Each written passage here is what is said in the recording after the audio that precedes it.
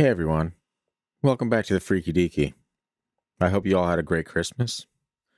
I hope it was merry and bright, and I hope your future year is nothing but pleasant. Now that all the festivities and the eggnog is drunk and everyone's probably about 10 to 15 pounds heavier due to nothing but those delicious gingerbread and other Christmas cookies, it's time for us to get back to some creepy shit. Can we agree?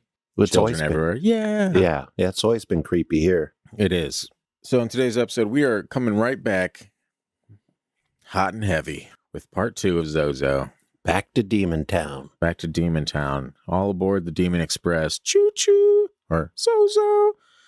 I guess that works too. But either, this is a harsh opening. I didn't prepare anything for the opening. It literally at the top just says intro music. And we never just start with the intro music. So I felt I had to say something. And now I feel like I got like I'm shaking off the Christmas dust, you know? It was such a jolly good time, and now we're back to just normal life. And it's the worst time of the year. It's January. Everyone, it's tax season out there. Who wants to talk demons? You in? Part 2 of ZOZO starts right now.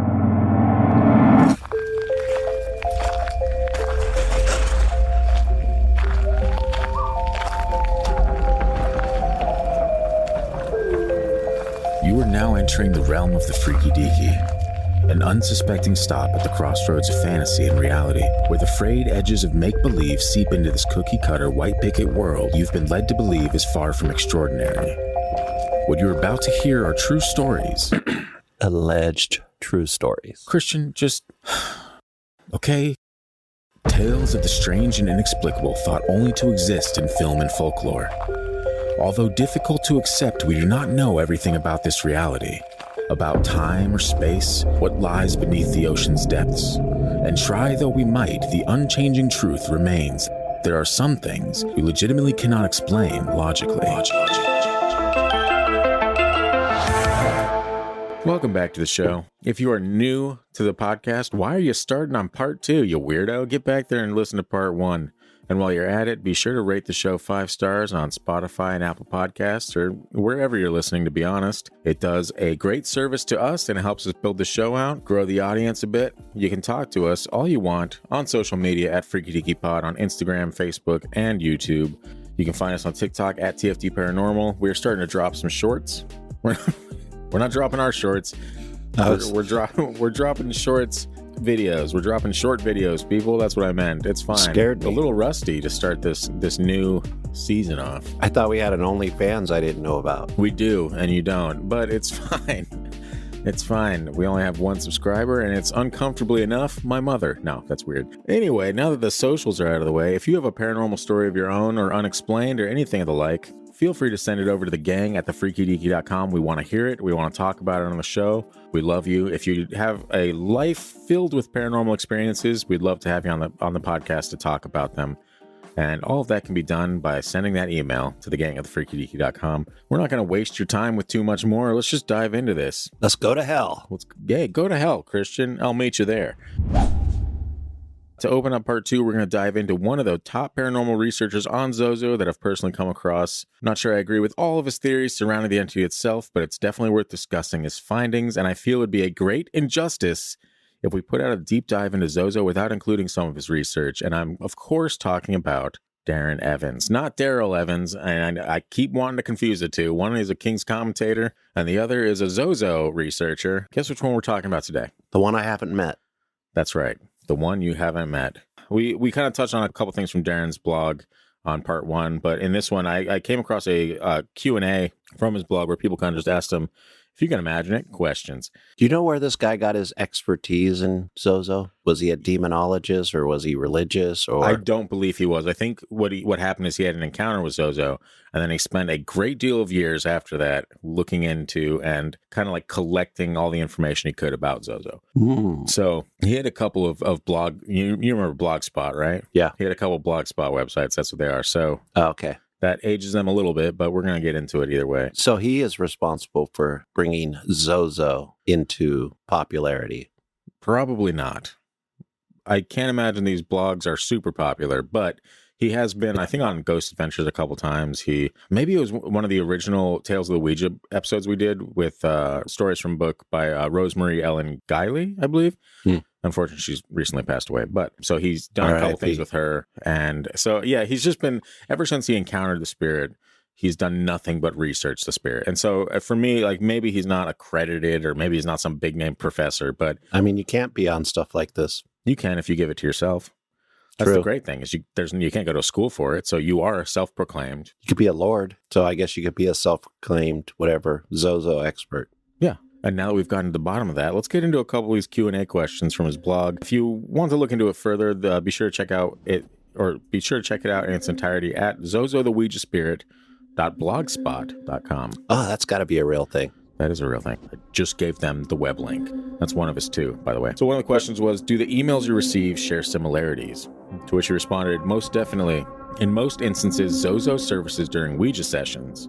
Using what seems like advanced intelligence, it often pretends to be a dead loved one or other alter ego.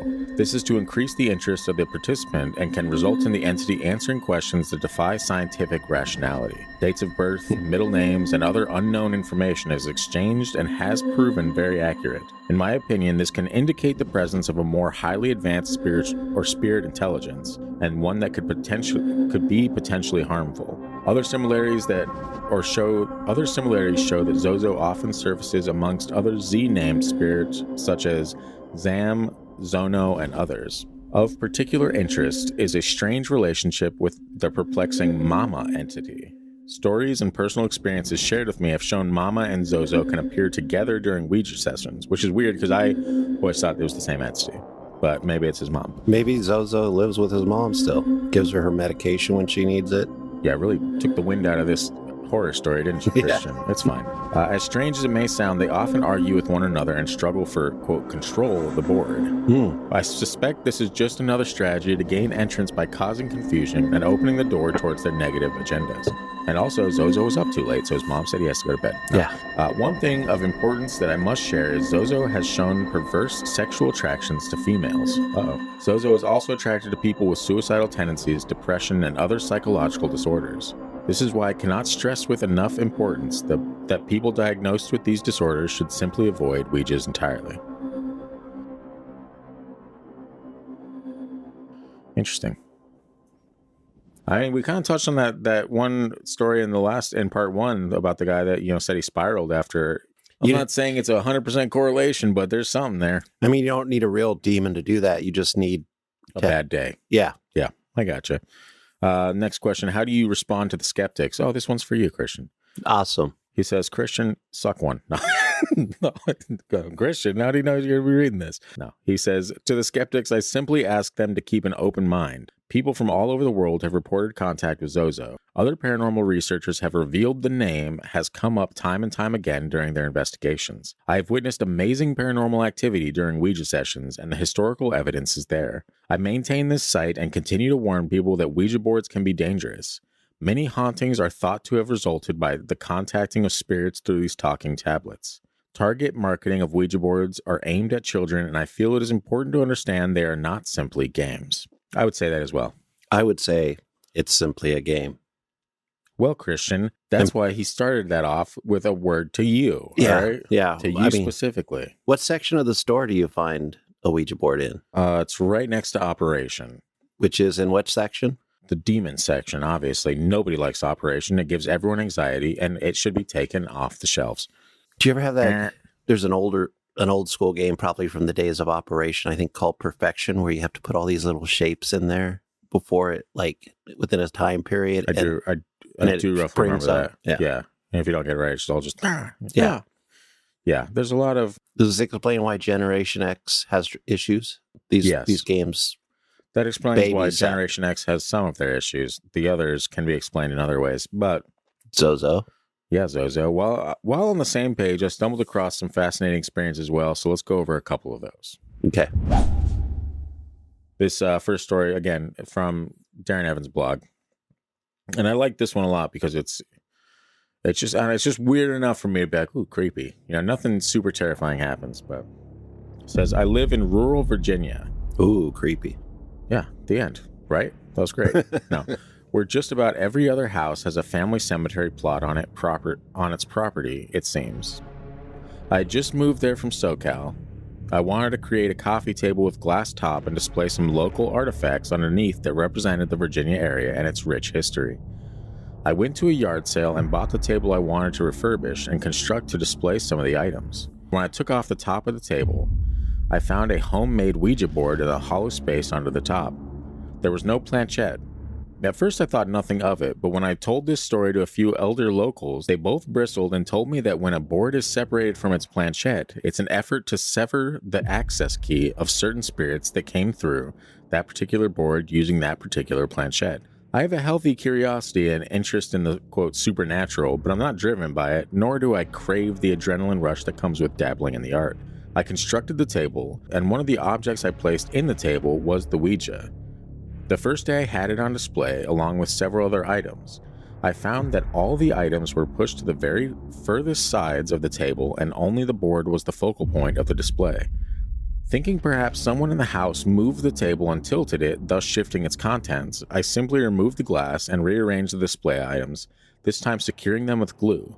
I let that dry before replacing the glass. And so this guy's got a glass top coffee table, Ouija board underneath it, with a bunch of other items. And he's saying that all of these items were pushed to the side and just the Ouija board was on display.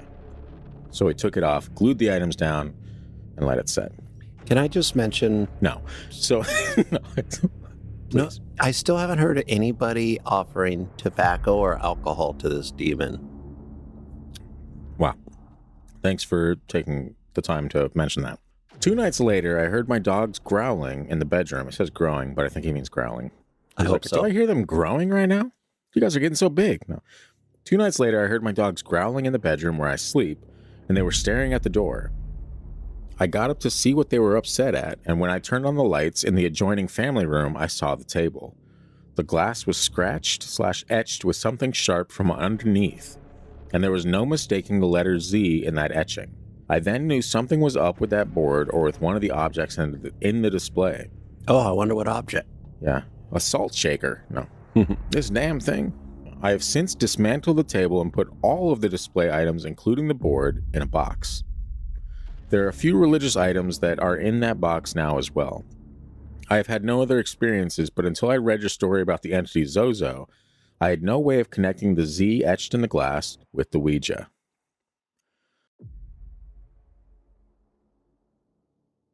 That's weird. It's a fun story. Yeah, I like that one. Because it's not like, I mean, dogs growling, obviously, kind of creepy. Randomly growling in a direction the table's at, but... Maybe they weren't smart dogs. Oh, that's nice, yeah. Yeah, let's question the dog's intelligence instead of being like, oh, maybe the thing that scratched or a Z onto the bottom of this glass was actually an entity. And maybe that entity was ZOZO. Maybe that entity was simply trapped underneath glass, like ancient times, and wanted to get out. And the Z just was there because that's the way it scratched its demon nails into the bottom of the glass. Yeah. Yeah, your explanation makes way more sense than believing that it was a Z-named entity that was like, hey, I'm still here, bitch. I'm still in this thing. Yeah. Z, Zorro. Yeah, Zorro came through and just hit him with the Z real quick. It would have been 3 Z's. Maybe it was a commentary on its ugly table. Oh, like it was bored of it. Yeah. Ugh. That's an interesting story. I like that. I've never heard the separating the planchette and the board thing before. Me neither. I thought it was like, you have to destroy it. You have to, and way back in probably season 2 or season 1 even. Yeah. Was it Tristan? Wrote about having to get rid of it over moving water. Yeah. And that was I've never heard that before, but I'm glad that was brought to our attention because I'm like, yeah, maybe that's the only way to keep it going. I hope when I'm really away from you. Yeah. I hope when I'm really old, some kid asks me, what should I do with this Ouija board? It's scaring me. And I'll make up some really complex way of taking care of it. And then it'll pass into eternity as the right way to do it. And then at the end, you'll be like, and shove it up your butt. Yeah. Classic Stanley reference. It's fine. So you have no explanation for the Z being etched in the glass outside of clearly it was commentary by a ghost. The only explanation I would have to that is that this is not a real story and it's all fake. Wow. Which there's no way for me to prove one way or the other. That's true. So you're just deciding that it was made up. That's a commentary on your way of thinking. I mean, you know how I think about demons. I mean, I'm not impressed usually. That's true. And Well, I guess that continues. yes. Even after part 1, even after the Christmas special, into part 2, the festivities have died. You're back to being a normal Christian. Right. I need more meat to this story. Hopefully, preferably innocent meat of some kind. I'm going to need you to stop saying meat. It's creepy and weird, and I don't like it. So anyway, let's get into a Reddit story before a Christian says meat again. This one is by eChap94. It says, about 2 years ago, my best friend, let's call her Sarah. Why don't they just say Sarah? Why do they say, let's call her and then put a name? Just say my best friend, Sarah. Guys, this happens in so many stories where people are like, let's just call them Tad. And you're like, hey, if you would have just said my best friend, Tad, no one would have questioned it. You know? Yeah. Just pick up a name that none of your friends have and we're okay. You don't have to explain it. Yeah. God. Less is more. Less is more. Yeah. Anyway, about 2 years ago, this guy's best friend, quote, Sarah, and I were experimenting with a Ouija board. We had done it without issue about 5 separate occasions prior. Sarah had practiced witchcraft for years, but I was still new to all of it, but very open to learning. At this point, are they really experimenting? It's been 5 times she's into witchcraft. This sounds like a profession almost. It's been years. It's been 84 years. Yeah, or at least studies. Yeah. Yeah, we're just dabbling. Just a bit of dabbling. At the time of our encounter with this demon, I to this day will not speak or type the name. Interesting. The two of us were college roommates. We had a friend, let's call her Anne. Hey, guy. It was Anne. Or girl, if they were roommates. Over and invited her to the quad with us to use the Ouija board. Anne was highly skeptical, and during the Ouija board session, she made comments and jokes that could have been perceived as disrespectful to the spirits we were communicating with. We told Anne to stop, but she didn't think it was serious and kept on. That's some shit you would do. Probably. So we decided to stop and go back to our dorm. Anne went ahead up to our room while Sarah and I decided to stay in the courtyard and try to communicate through the board once more. We asked routine questions like, are there any spirits that would like to communicate? Planchette moves to yes. How old are you? Planchette moves back and forth from 1 to 0 and then 0 to 1. Back and forth. So it's speaking in binary. Yeah, I was like, told you, algorithms. This hasn't happened before, so we decided to ask another question, their name. It did, actually, isn't everything in the world zeros and ones, right? Yes.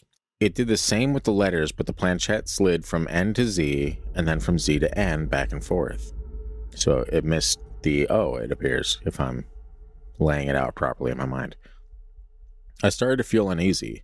I remember reading about this Ouija board demon, and in that moment, all I could remember was that we weren't supposed to let it spell its name. As I'm thinking this to myself, it goes from Z to O, and as it starts to head back to the Z, I abruptly forced the planchette to a stop and tell Sarah, who was leading the session, I was just lending my energy and putting my fingers on a planchette, offering questions to her that she would officially ask, etc. Sarah, we need to say goodbye. We did. Sarah ended the session. However, Sarah told me that as soon as I said we needed to say goodbye, she felt the darkest energy she had ever felt wash over her entire body, and for a split second, all she could see was black. As we were packing it away, Sarah went to check her phone. It was dead. She told me it had been fully charged when we had left to go to the quad with Anne just an hour earlier. Then we went back to the dorm, and Anne told us the TV messed up while we were out there, and all the colors only showed red. I don't know if these details are related or just a line of coincidences, but Sarah and I talked about what we experienced and agreed it must have been the Ouija board demon. She's doing a lot better now, but for a while I think that dark energy stayed with her. She got depressed, almost failed out of college the 2 semesters following the event. Neither of us have ever used a spirit board again. Some of the friends we tell don't believe us. I know Anne didn't, but I swear this all was very real and very scary.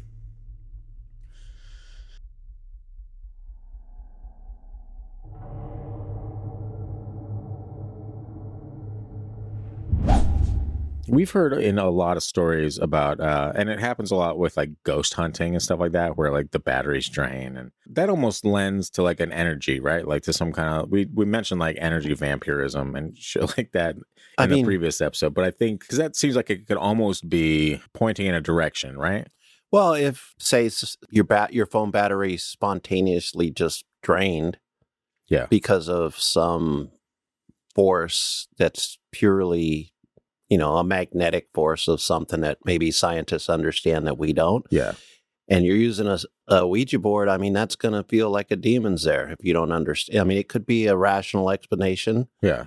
But when you're doing things like this, you're going to make connections. And if your phone drains for no real reason, it was the demon. Yeah. And so that's kind of natural way of identifying patterns, I think, for humans, which is also why it's so hard in what we're talking about all the time. Yeah. Because patterns aren't necessarily a real thing. And it's a basic function of our brain to help us survive.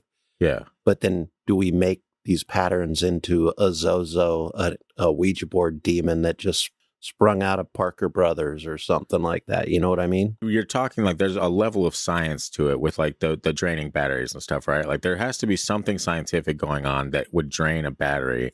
But we've also kind of talked about the idea of there's such a separation, like there's a line of separation between paranormal researchers and the scientific community, right? Yeah, the scientific community is wrong 100%.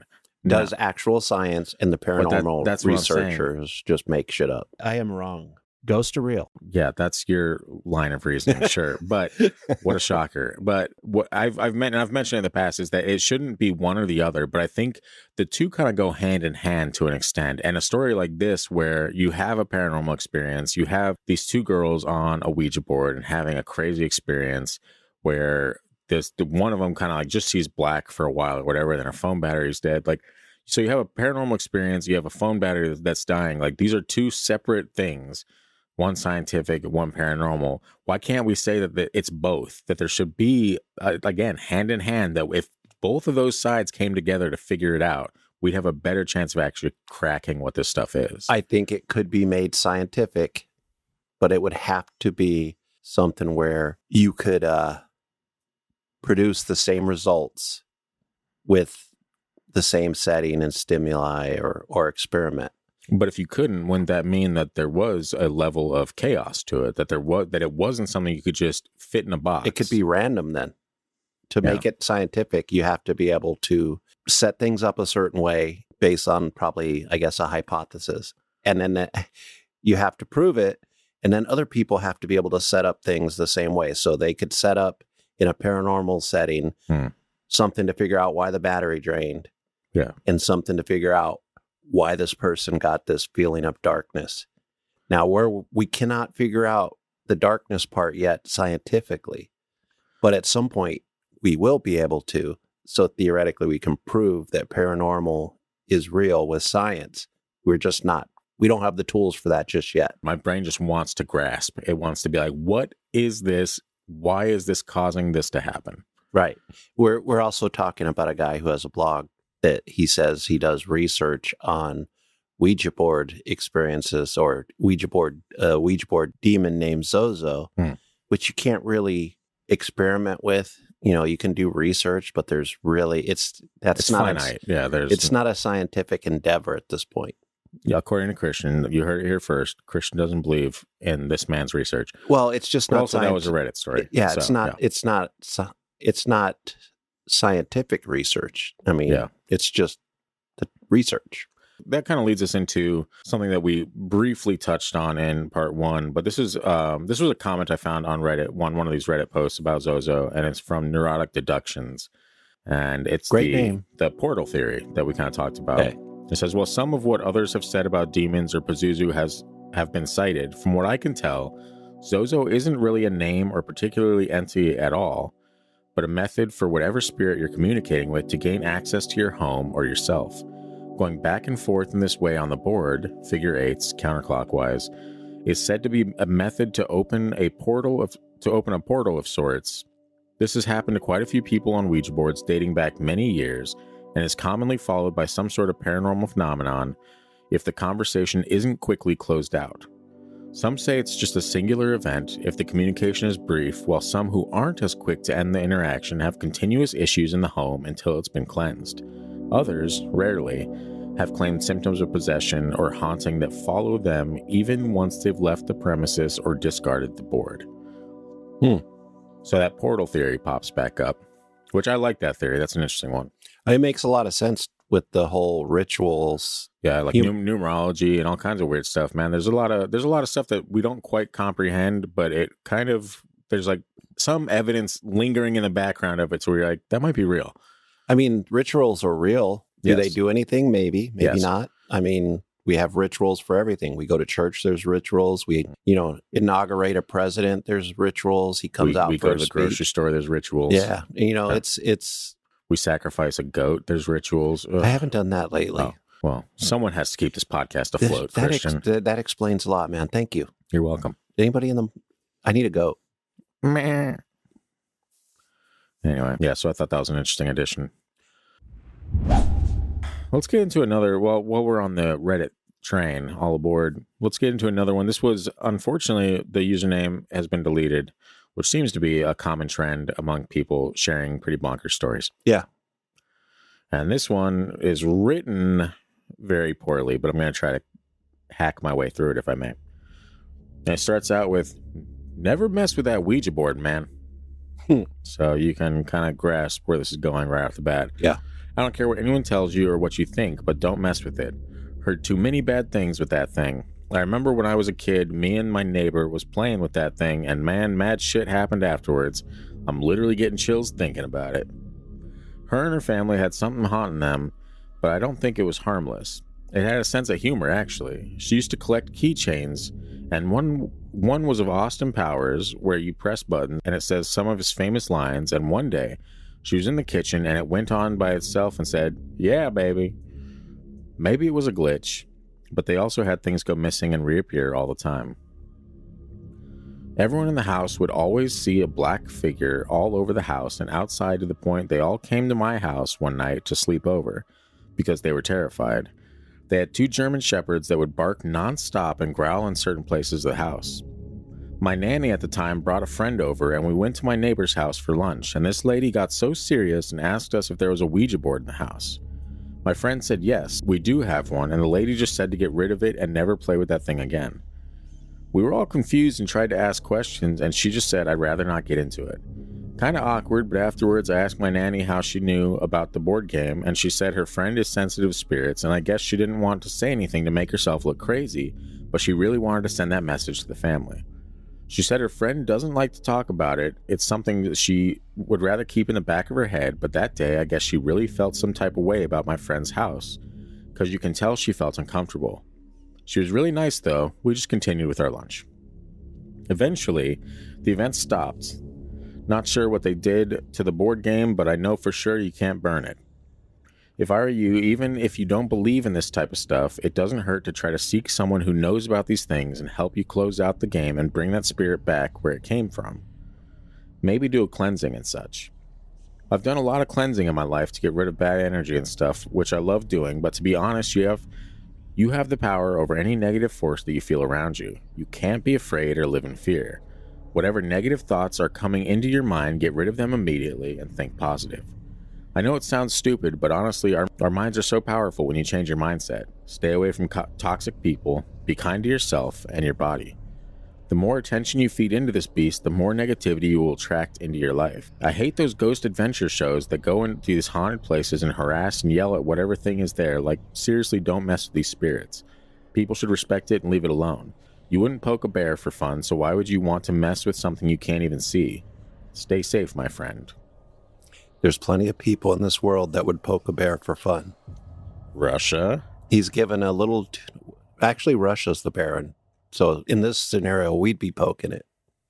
I'm talking more specifically about the people in Russia getting drunk off potato vodka. And poking a bear? And poking bears. Oh, okay. Riding them and such. Oh, yeah. I went all geopolitical. You sure did. And that is just like you, Christian. What a pleasant message from this guy. Our mind has the power to protect you from demons or also produce demons. Yeah. And to some extent, I actually believe that. Like, I do think there's, especially like if you shift your mindset, so many people I've talked to in my life, and this is something I obviously struggle with myself, which is just negativity.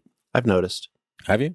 I usually feel like I'm a beacon of sunshine, but is that there's something about people that are positive. You can't trust them. Yeah. They got something going on. There's a sparkle to them that you can't, no. But that's like a part of the problem is that we automatically don't trust somebody that has a brighter outlook on life. It's at their job and they're smiling for some reason. Like, what are you doing, asshole? Yeah, this isn't. You're not happy to be here, you jerk. This is not how we adult. You're going to ruin it for the rest of us. But at the same time, I think that comes from also kind of like a in the back of your mind, like a level of jealousy where you're like, I wish I could be happy.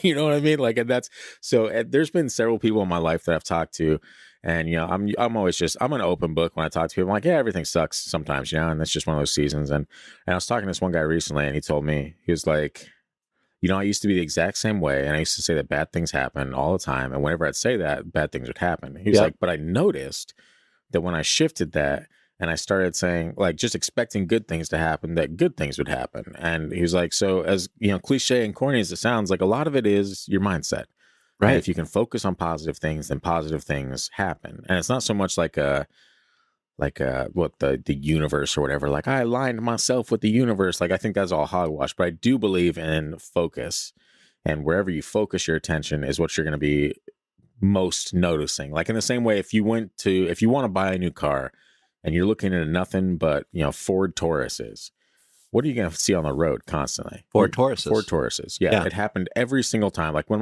back in Vegas, when my brother bought a Nissan Sentra, I swear to God, man, everyone driving around Vegas drove a Nissan Sentra. Right.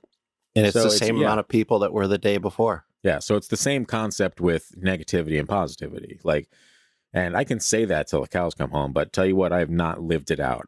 And maybe one day I will. And I'll be like, you know what, guys, I was wrong, and I should have been doing this the whole time. Yeah, I think people, when they have that kind of more optimistic outlook, it's not that negative things don't happen to them. They just spend a little bit less time focusing on the negative things and spend a little bit more time focusing on the good things. And that kind of resets your mind, so you are automatically attracted to things that are a little bit more positive, however that may be for you. You tend to minimize the negativity to a certain extent. Yeah, we are actually on the brink of a new year, Christian. Are we? We are. So maybe we should have some kind of podcast resolution going and like just try to shift little things. Like, this year, I want to do this for the podcast, or I'd like to accomplish this for the podcast, or even personally, like I can try to focus on being positive. I don't know how great that would be for the content of our podcast, but hey, give it a shot, see where it leads. It's not even that you need to change anything. I need to change everything. You just need to notice some of the good things a little bit more. Yeah. That's all you need to do. It's not like I got to be more positive. That's kind of scary for somebody that hasn't lived that. And that's someone that enjoys, you know, really macabre humor. Well, yeah, you got this pessimism as your friend. Do you really want to let your friend go? That friend's been with you forever. I let friends go left and right, Christian. Yeah, it is not hard. This is a close friend that's been almost like a family member. The homie depression. Yeah. So it's not that easy to let go. So you just I don't know, man. Ignore the demons and focus on the ghost. I don't know if that makes sense, but wow, what sage advice. Who would have thought? Yeah. Yeah. No. Put it in a meme. I'm sure it will. I'm sure it already exists out there somewhere in the world. Yeah. No, but it would be really funny to do like podcast resolutions. If you guys are listening out there and you have resolutions for the following year, let's hold each other accountable, shall we? Yes. Send them in. Or if you have a resolution for us to see if we can do all year, send that in too. That'd be really interesting and hilarious. And we are just the type of people to pull that shit off or give up after a week of trying it. And that's fine. That's really fine, honestly. But yeah. I thought resolutions were like prayers. You just say them once and don't do anything. And then it's just over. Wow. Yeah. And then you have a really fucked up view of prayers, don't you, Christian? Then the gods help you. Ah, yes, of course. The provide gods. You sustenance or more carbs.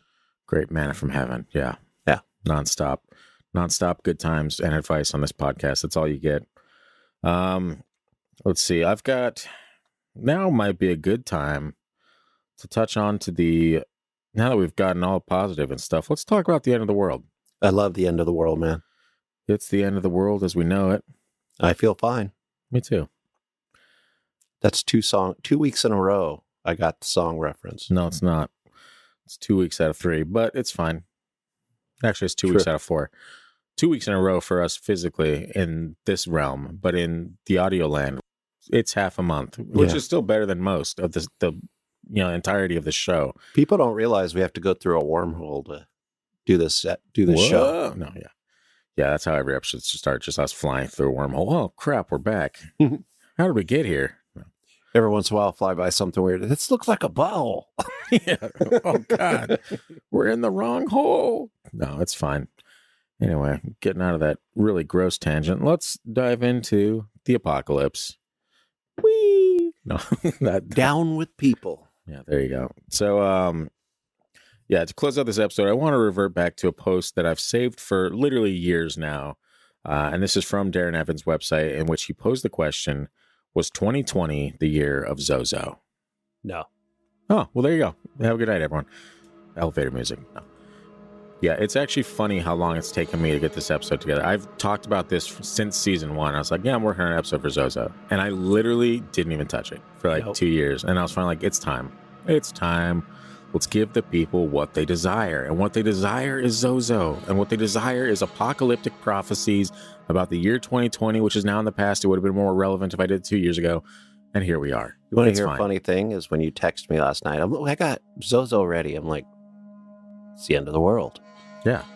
But you feel fine still. Anyway, so this is, we're closing out the episode with another snippet from Darren Evans.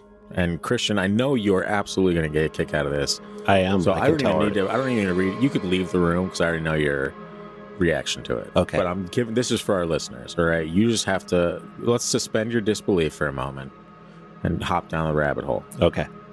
It goes, in 2012, I published information that I had received several reports of ZOZO encounters on Ouija boards that foretold 2020 as apocalyptic. This screenshot is from my post entitled ZOZO 2012 News Update. It reads, so we are left with a lot of questions and not many answers. We may never know. One thing we do know, it is still happening with increasing frequency. Recently, in some of the ZOZO encounters sent to me via this site, it seems ZOZO has some apocalyptic message or prophecy, not for the year 2012, which again is when this post was on the blog. Right. Keep that in mind. This is from 2012.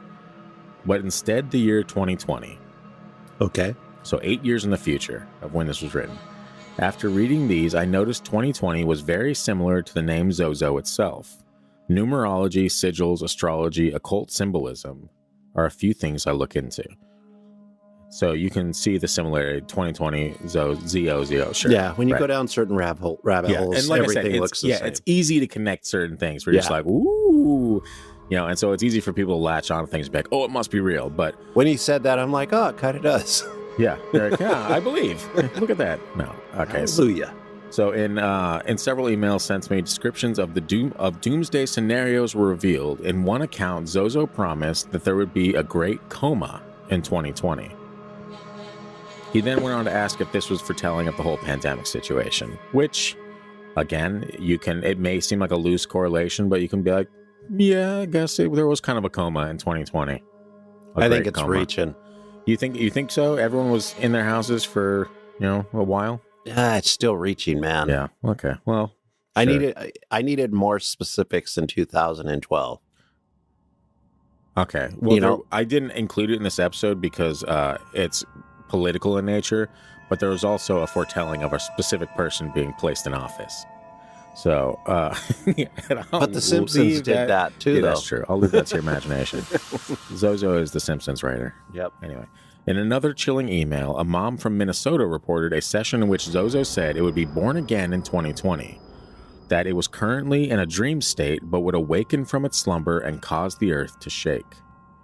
On March 16, 2017, I tweeted the caption, quote, many ZOZO encounters reveal that the end of days will happen in 2020.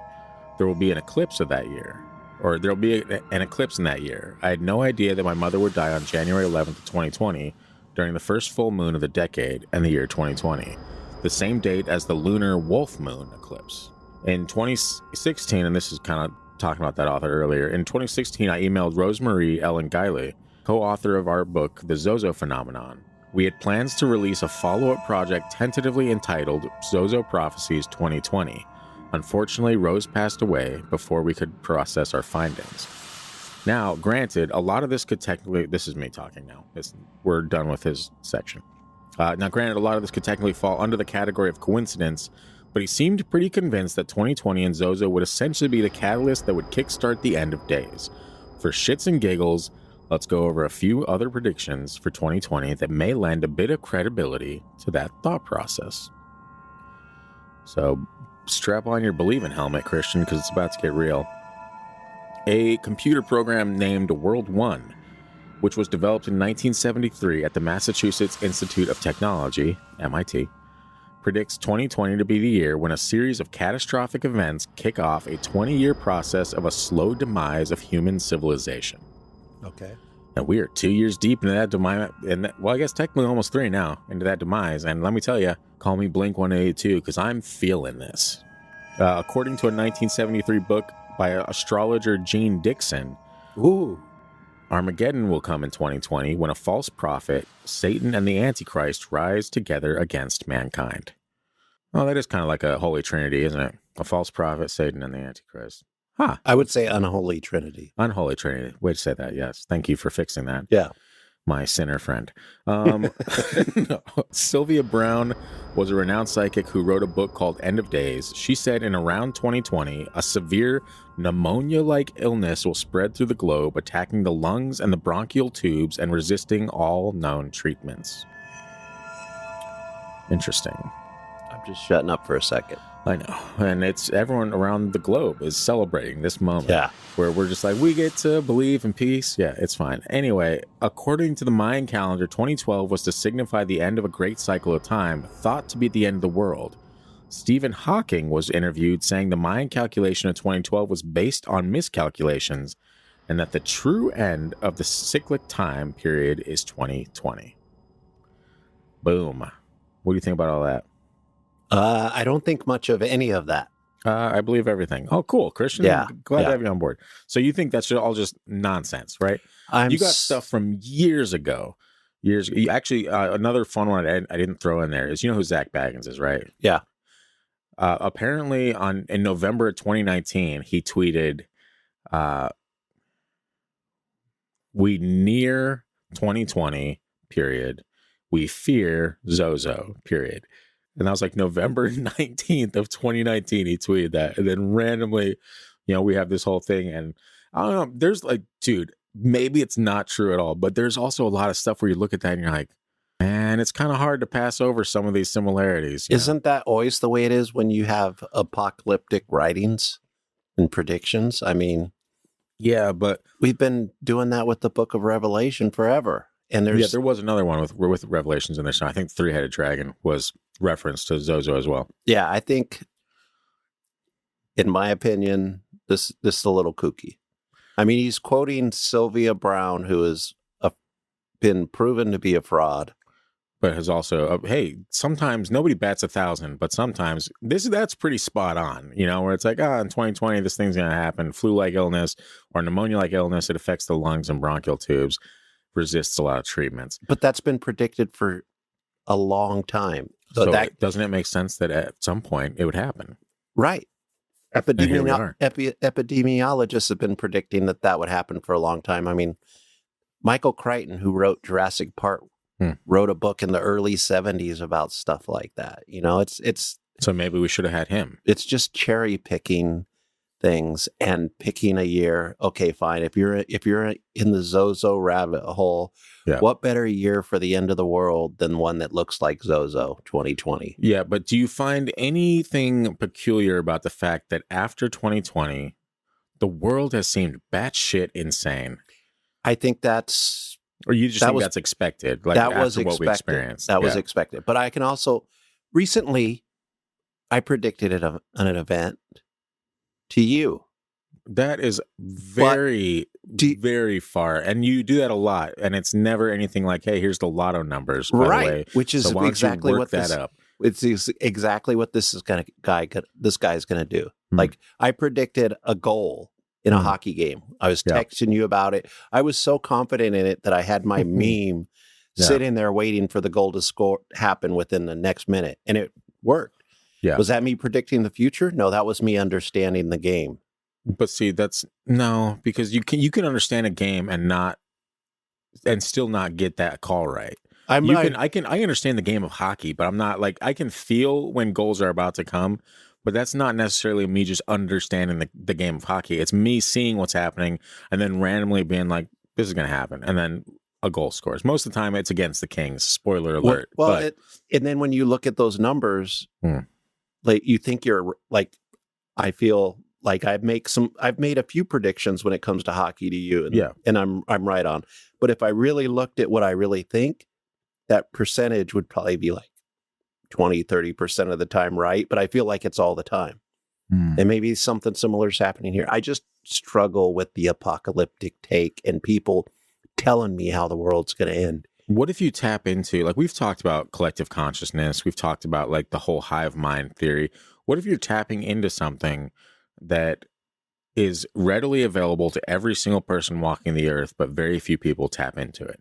You know, you're tapping into it on like a funny, haha, silly moment in a Kings game. Right. But what if you like use that same vibe that you picked up on for that when you're, you know, investing in a stock, or when you're, let's say, buying lottery numbers, or Christian, very unprofessional. I don't even know why I have an alarm going on right now.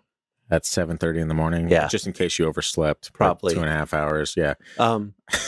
So what if you're tapping into something like that you to you, you're just like, oh, it's just me understanding the game and I got it right, you know? But what if it was something on like a grander scheme, a bigger scale that is even outside the realm of your own imagination at this point? Like, that's possible too. I think it is, but I also think like something with, say, hockey is, I've coached it, I've played it, I've coached many kids. So it's more like I understand the game from a coaching level. Yeah. And so it's not necessarily random predictions. It's just stuff I've learned. And I think if we did that, focused more on things like that, if we focused more on, you know, our spiritual health, and our mental health, which would probably be combined, we'd be better off. If we stopped focusing on ZOZO coming through a Ouija board, ending the world, which, you know, you know how lost I get on anything Ouija board just about. I think the stories are fun, but I struggle a lot on believing that they're real. I think it's mental for the most part. You fall mental? Yeah. So a few years from now, when the world continues its great decline and we are met with a false prophet, Satan, and the Antichrist, maybe I'll have a meme or two ready for you, Christian. You ever think about that? Yeah, there's still a device. Maybe I'll send you a little told you so meme and be like, ha ha, we're burning, but this is for you. I'll be cell like, towers have been wiped out for years now. I don't know how you got this message, but it's fine. And I'll be like, I don't believe in this crap. I'm perfectly fine sitting here on the beach. I don't know about no all Wi-Fi. Yeah. I'll have to send the message via carrier pigeon because inevitably all the cell towers have been wiped out. The world is back in the dark ages and things are not fine. Just remember, birds aren't real. Yeah. A carrier drone pigeon is what I meant. Sorry. Yeah.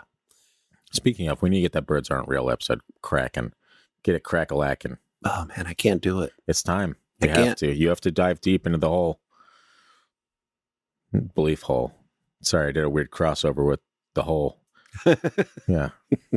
Very, very strange. See, these things happen. You just went through a portal and came out on the other side of belief hole. These things do happen. Someone needs to pitch to belief hole the real crossover episode that we want to do, and that's alternate realities. And I want to swap out our Christian with their Christian for the episode and not talk about it at all during the episode. And we both cover alternate realities. And in that reality, I'm with their Chris and they're with you doing the episode. And I think that would be hilarious. And Belief Hole, if you're out there listening, or fans of the whole, shoot that over to the guys because I want to make that a reality. Actually, I could probably just text them, but I'm not going to do that because I'm the cell towers are down because the apocalypse is upon us from 2020. You guys heard it 2 minutes ago, right? That's real. We weren't messing around. It's a real thing. It happens. Send your last messages now because the world's about to end. Yeah. The unholy trinity is upon us. Yeah.